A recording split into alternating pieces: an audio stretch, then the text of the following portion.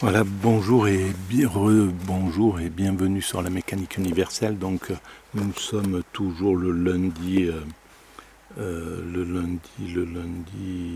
12 septembre 2022 et je continue ma lecture. J'ai commencé ma lecture de bouddhisme, philosophie et religion et j'étais en train d'essayer de parler de la partie où il est question du bouddhisme comme thérapeutique.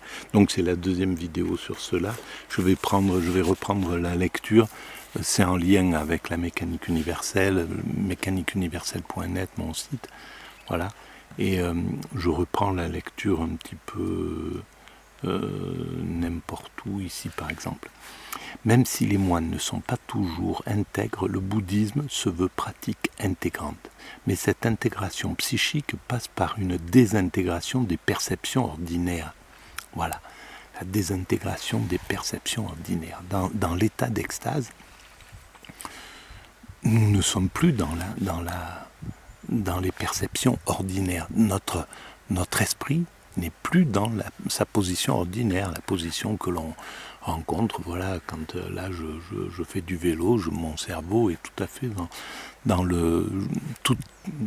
globalement on est 99,99% de notre temps, du temps d'un être humain, on est dans un état ordinaire, le cerveau est dans un état ordinaire.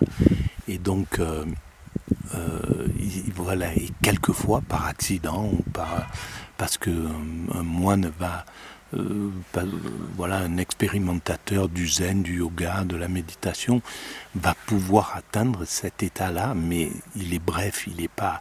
Même les moines qui atteignent une certaine sagesse, quand on écoute parler Mathieu Ricard, etc., on voit que ces états d'extase sont quand même, à mon sens, des états rares et extraordinaires qu'il faut aller chercher en fait. La plupart du temps, il est dans une vie ordinaire. C'est ce qui lui permet de pouvoir faire des conférences, parler, prendre l'avion, voilà. Dans l'état d'extase, on est en méditation, on est en éveil, on est en contemplation, d'ailleurs, la preuve, c'est que les expériences qu'ils font sur lui ou sur les moines, je sais qu'en ce moment, depuis quelque temps, la science s'intéresse à ces cas-là, et donc on fait des expériences, mais dans ces expériences, ils les prennent dans un état de soit allongé, soit assis, soit voilà, enfin dans un état de méditation. Si ces moines étaient dans un état d'extase permanent, si c'était le cas, si la pratique de la méditation a mené quelqu'un à un état d'extase permanent, on pourrait le tester dans ses positions ordinaires. Voilà, il n'aurait pas besoin d'être en état de méditation. Bon, bref. Alors voilà. À l'approche analytique de la philosophie bouddhique, par exemple, l'examen détaillé des constituants de la conscience, tel que le prône la scolastique de l'Abhidharma, s'oppose la pratique performative du yoga bouddhique. Il s'agit en l'occurrence d'une entreprise systématique de modification des états de la conscience par la méditation, le rêve lucide, la possession rituelle, etc. Les produits intoxicants sont en principe défendus. Notons en passant que le mot toxique vient de toxon, flèche à bout empoisonné, ce qui évoque la parabole du Bouddha médecin. Voilà, donc c'est dans cet état de conscience, de modification des états de conscience, on atteint un état qui est un état vraiment extraordinaire. Je le redis encore une fois, dans l'état d'extase, le cerveau ne fonctionne et le corps ne fonctionne plus du tout comme il fonctionne à l'ordinaire. On est dans un autre état, ça n'a plus rien à voir. Comme par exemple quelqu'un qui prendrait du LSD ou qui aurait un état ou je sais pas, voilà, mais on pourrait l'apparenter avec le LSD ou quelque chose qui modifie complètement la conscience. C'est un état extraordinaire. Dans l'état d'extase, la conscience est ordinaire, on voit les choses de façon comme tout le monde, on n'a pas de perturbations visuelles ou des choses comme ça. Mais c'est le corps intégralement et l'esprit qui, par l'état de vide, entraîne une sorte d'éveil, une sorte d'hyperconscience à tout, mais une hyperconscience qui n'est pas qui ne s'impose pas, qui est réceptive en fait. Voilà, c'est une conscience, on est conscient mais sans effort. C'est quelque chose qu'on reçoit, on reçoit cet état-là. Voilà. Et donc dans cet état, on est le corps fonctionne comme une horloge. Alors dans cette parabole, je reprends la lecture, la conscience ordinaire est décrite comme intoxiquée. Voilà. Alors oui, on pourrait le voir comme ça de toute manière. La conscience ordinaire est intoxiquée, obnubilée, entravée par l'obstacle des passions et celui de la connaissance mondaine, par la vie classique, quoi, la vie ordinaire. On est dans la position ordinaire, la conscience, elle est bon, on peut dire, on dit intoxiquée, mais c'est pas voilà là le bouddhisme va parler d'intoxication, mais effectivement, on voit pas la vie telle qu'elle est, on voit pas la vie avec la réalité de la vie, on voit une sorte d'illusion de l'existence. On n'est pas dans le moment absolu, on n'est pas dans l'état présent, dans un présent absolu. Donc, d'une certaine manière, on n'est jamais présent au monde dans l'état ordinaire.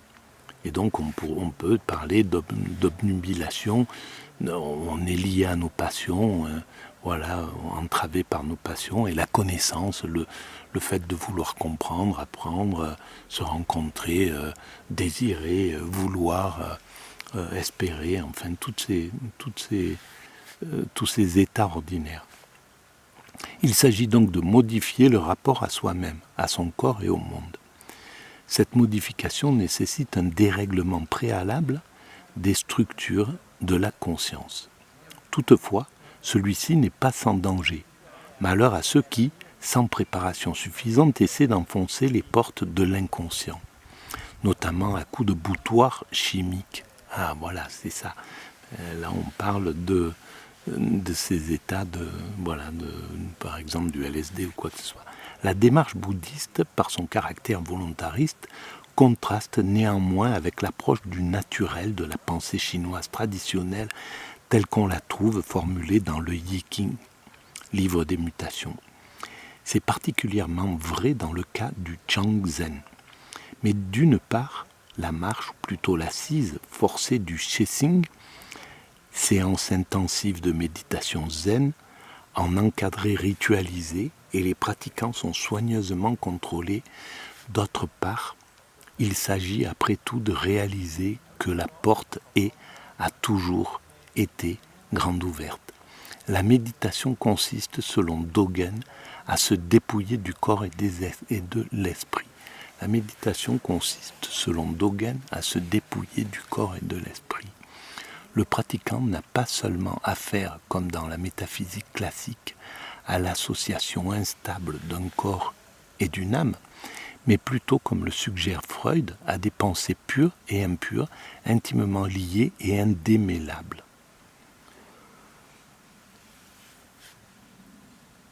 Pour cet animal hybride qu'est l'homme, il ne saurait y avoir d'intention totalement pure. L'ego n'est pas seulement un élément du psychisme, il parfume ou empeste tout l'air que l'on respire.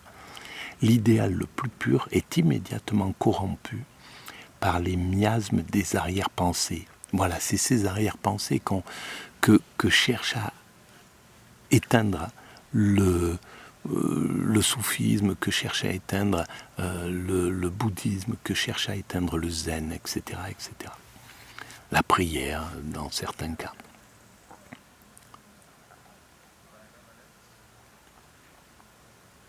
L'idéal le plus pur est immédiatement corrompu par les miasmes de l'arrière-pensée et il ne peut garder un semblant de pureté qu'en les refoulant ou les sublimant sans cesse.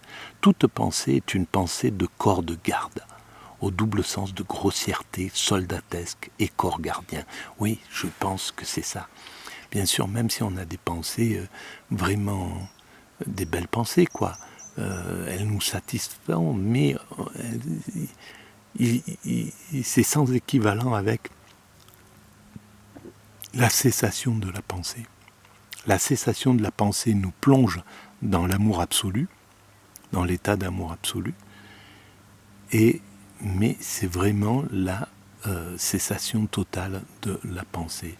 C'est vraiment il faut atteindre cet état de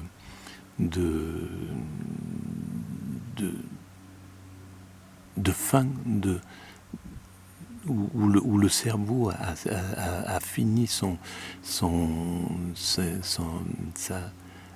travail constant d'aller-retour vers les pensées positives, négatives, etc., jusqu'à atteindre une sorte de vide de l'esprit.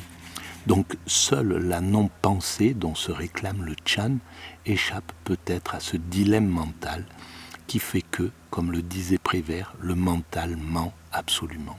Voilà, le mental ment absolument. Et c'est tout à fait juste. Je pense que c'est vraiment la question. Le mental ment absolument. C'est vraiment curieux. Mais même quand il cherche à comprendre la béatitude, l'extase, le nirvana, ce que je suis en train de faire, je suis pas dans l'état de la sensation que procure justement l'extase ou la béatitude. Voilà. Eh bien, c'est fini pour cette petite vidéo. Merci de votre écoute, à bientôt.